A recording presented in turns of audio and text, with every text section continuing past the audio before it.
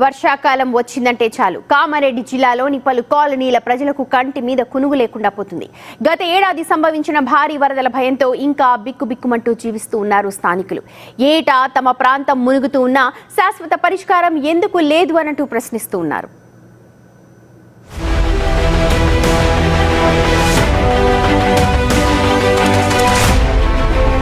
కామారెడ్డి జిల్లాలో గతేడాది కురిసిన కుండపోత వర్షాలతో పట్టణం అతలాకుతలమైంది. రికార్డ్ స్థాయిలో సుమారు 41 సెంటీమీటర్ల వర్షపాతం నమోదవటంతో పలు కాలనీలు జలదిగ్బంధమయ్యాయి. దీంతో ప్రజలు ఇళ్లను వదిలి పునరావాస కేంద్రాలకు వెళ్లారు. వరద ముప్పును తగ్గించేందుకు తాత్కాలిక మరమ్మతులు మాత్రమే జరుగుతున్నాయని, పర్మనెంట్ సొల్యూషన్ కనిపించడం లేదని స్థానికులు ఆవేదన చెందుతున్నారు. చిన్నపాటి వర్షాలకే ఇబ్బందులు ఎదురవుతుండగా భారీ వర్షాలు పడితే మళ్లీ సేమ్ సీన్ రిపీట్ అవుతుందని ఆందోళన వ్యక్తమవుతోంది.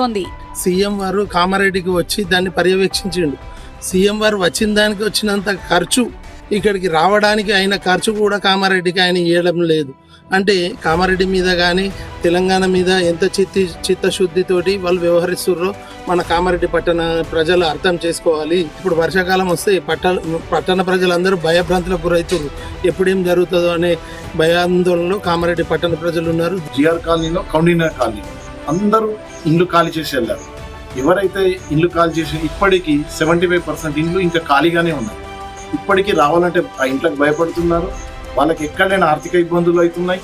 ఇప్పటికైనా ప్రభుత్వం వెంటనే సహాయ చర్యలు చేసి నిధులు కేటాయించి ఆ ప్రాంతాన్ని సురక్షితంగా ఉన్నట్టు చేయాలని కోరుతున్నాను. ప్రస్తుతం కామారెడ్డి పట్టణ జనాభా 1,00,000కు పైగా ఉండడంతో కొత్త కాలనీలు వేగంగా విస్తరిస్తున్నాయి. కానీ వాటికి తగ్గట్లుగా మురుగు కాల్వల విస్తరణ, వర్షపు నీరు వెళ్లేందుకు సరైన డ్రైనేజ్ వ్యవస్థ ఏర్పాటు చేయడంలో అధికార యంత్రాంగం విఫలమవుతోందన్న విమర్శలు వినిపిస్తున్నాయి. వరద నివారణకు 27 కోట్ల రూపాయల ప్రతిపాదనలు సిద్ధమైనప్పటికీ గతంలో మంజూరైన నిధులు తాత్కాలిక పనులకే పరిమితమయ్యాయని చెప్తున్నారు ప్రజలు. ఈ ఏడాది వర్షాకాలం ప్రారంభమయ్యే లోపే శాశ్వత చర్యలు చేపట్టాలని ప్రభుత్వాన్ని కోరుతున్నారు కాలనీవాసులు.